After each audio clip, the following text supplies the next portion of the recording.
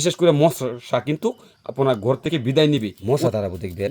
এই যে পেঁয়াজটার মাথাটা কাটে নিলাম, দেখছেন পেঁয়াজটা একটা বড় ধরনের পেঁয়াজ লাগবো, মাথাটা কাটে নিলাম। এটার একটু অস্তে ধীরে আমার চুলা কাছাকাছি হয়েছে। আমি এখন এই যে পেঁয়াজের যে পিছনের অংশটা আছে এটা একটু কাটে নিলাম। দেখেন আমি যেমনি করতেছি এমনি করবেন, কিন্তু পেঁয়াজের চুলাটা কিন্তু চুলা নিলাম। এখন মুখের যে অংশটা আছে এটার ভিতরে এই যে ঢুকাইতেছি, এদের যে বাকি অংশটা আছে এটা পুরাটা ফেলে দিবেন। এই যে আমি ফালাই দিলাম, আমি একটু আঙ্গুল দিয়ে আবার গোতা দিতেছি।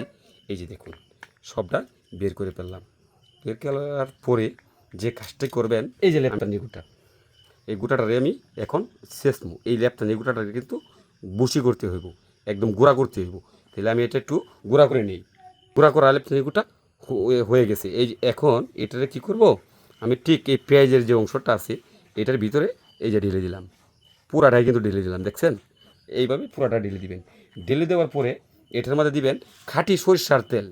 এই যে খাঁটি সরিষার তেল, এখন আমি কি করব, এটার মধ্যে এই যে খাঁটি সরিষার তেল ছেড়ে দেবো। এই যে দেখেন দিলাম, দিয়া এটাকে একটু আমি নাড়াচাড়া করে মিক্সকার করে নিব।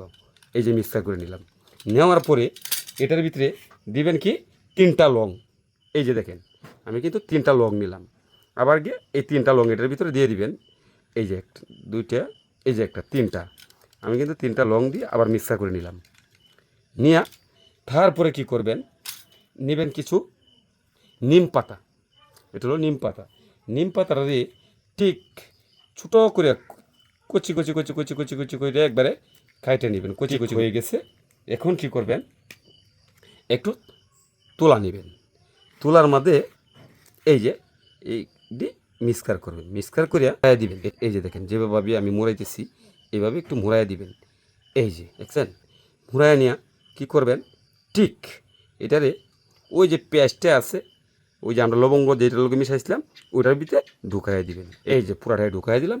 আমাদের একটু তোলা শর্ট পড়ছে, আর একটু তোলা সাইড দিয়ে নিয়ে নিলাম। এই যে দেখুন আবার আর একটু তোলা সাইড দিয়ে নিয়ে নিলাম।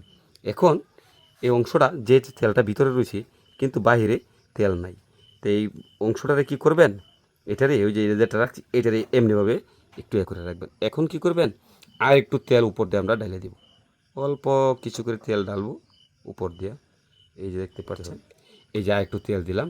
তো আমাদের কাজটা কিন্তু একদম সঠিক হয়ে গেছে। এখন কি করবেন, একটা পায়ের বক্স নেবেন, একটা পায়ের বক্স নেবেন, নিয়ে এটারে ঝালাই দিবেন। এই দেখেন আমি জ্বালা দিয়েছি, আস্তে ধীরে জ্বলবে।